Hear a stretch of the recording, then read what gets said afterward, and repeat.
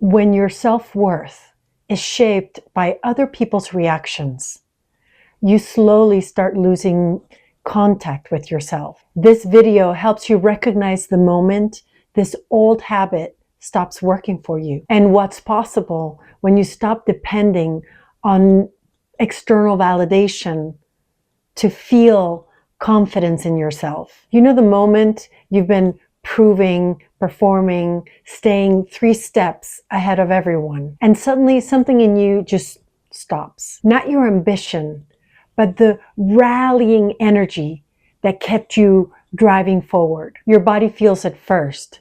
The exhaustion, the tightness, the sense of having to manage every reaction, yours and others, in order to stay steady. And under it all, there is a truth that says, I don't have to kill myself this way. This isn't a crisis. This is the identity that thrived and survived by proving starting to dissolve, and something deeper beginning to emerge in a new, reorganized way. I've seen this shift in so many women, and I often hear them say something like, I don't have to force this, or it's not my job to push anymore. By the end of this video, you'll understand what's reorganizing inside you and how to meet the leader that no longer needs to earn her worth. There's a pattern to this moment.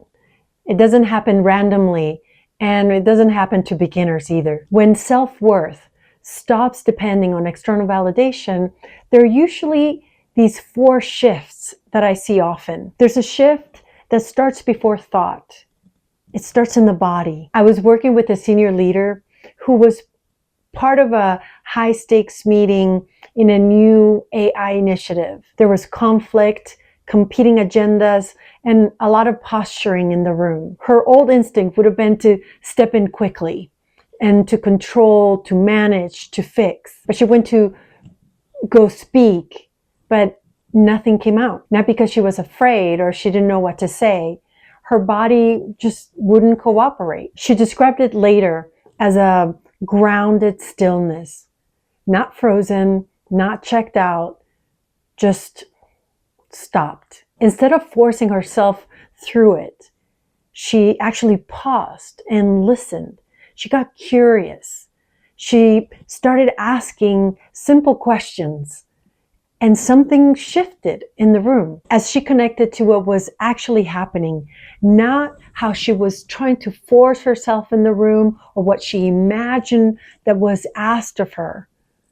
Like underneath all that dynamic, she paused and her voice came out naturally. People started listening. Her input started landing. Alignment just naturally emerging, and all without her having to push herself. She didn't do anything extraordinary. She just got out of the way. I see this again and again.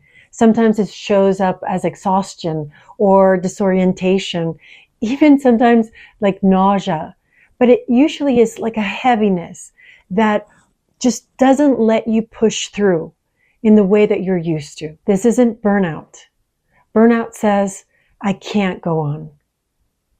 But this says, I won't go on in this way. Your body is interrupting an old strategy. It's not shutting down. And if you've spent years proving your worth through effort, this interruption could feel disorienting, even threatening. But it's intelligent. So after the body interrupts this habitual pattern of this old strategy, something else happens. Things that used to feel rewarding don't anymore. Praise still comes, but it doesn't land. Success still happens, but it doesn't stabilize you. Control still works, but it feels empty. I remember the moment I realized this in my own life. And it was through something very simple. For years, as I worked as a fashion model, I would often hear, "You're so beautiful." And naturally, the way you're expected to answer that moment is to say, "Thank you," right? But at some point, I started feeling awkward about this moment because something else was arising. Beauty wasn't a possession. It was more of a state, an experience. And so it is the state of appreciation or validation. It was more pointing to their experience about something in that moment. So instead of saying thank you, as if receiving something that was defining me, I found myself saying, right? Not dismissively, but as an acknowledgement. We both see it, right? We both appreciate it, right? We both sense it in this moment, right? So similarly, when someone says, good work, great meeting, great presentation, great delivery, it's different than if you say thank you, as if you're receiving something. Then when you say right, try it out sometime and see how that lands for you differently. That moment changed completely how I understood validation. When self-worth is externally sourced, it feels like oxygen.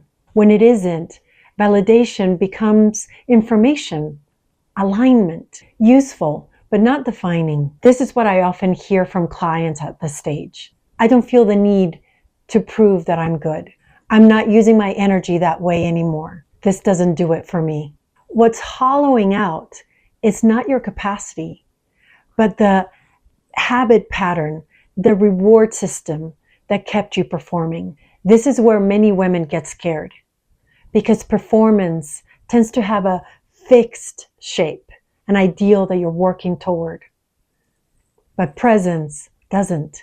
Once a client described this shift through a dance metaphor that I really love. She said it used to feel like she was trying to perform the perfect choreography. 3 pirouettes, land, stop. But when things got ambiguous and she felt like she was losing control, her instinct then was to stop or push through. And at this stage, holding the idea that missing the perfect move was a failure. What she learned instead through this shift was the possibility to keep dancing, not by speeding up, but by slowing down, by staying in the movement, feeling her feet, her body, reorienting, reorganizing, letting the next step reveal itself, staying in the difficult conversation, staying curious, leaning in, asking the simple questions, sensing your way through it. Presence isn't stopping or controlling, is staying engaged without performing, not pushing your idea, what you think should happen, what's going to give you that reward that you're looking for, but discovering the right response in real time. Listen to this and sense into it. Waiting and staying engaged. Don't try to understand it too much. Just sense into it. Where does your body go when you hear waiting and staying engaged? It's like being in the middle of the dance. It's not passive. You're not disengaged. You're anchored. You're still leading, still deciding, but with this grounded stillness that still holds the motion, the natural motion within it. You're no longer managing perceptions or forcing outcomes. You're responding from exactly where you are right now. This is the moment where leadership starts feeling quieter, not needing anything else, and paradoxically, more influential. Let me show you not as an idea, but as something felt. I'll guide you through it. This isn't an escape from something that feels uncomfortable. There's nothing to fix, and there's nowhere to go but here. Let's try this together. Soften your gaze. You can look down or you can close your eyes, but just drop the effort of seeing and looking and searching. Let your jaw unclench and let your face rest in its place. Keep breathing naturally. Just bring your attention to the exhale. Just the natural release of the exhale. Feel how your body is already supported. The chair, the floor, the ground beneath you. Just simply being held. And notice how you're not doing anything to be okay right now. You already are. There may be a quiet sense of presence, something aware, something steady that isn't presenting or proving. If you feel that, you don't need to reach for it. Just let it be noticed. This is what it means when worth stops being earned.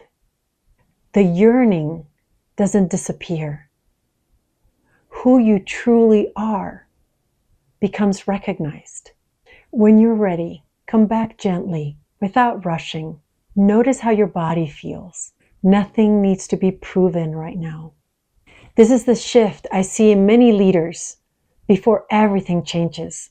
When they realize the habit patterns that got them here are not what they need to get them through this new phase in their life.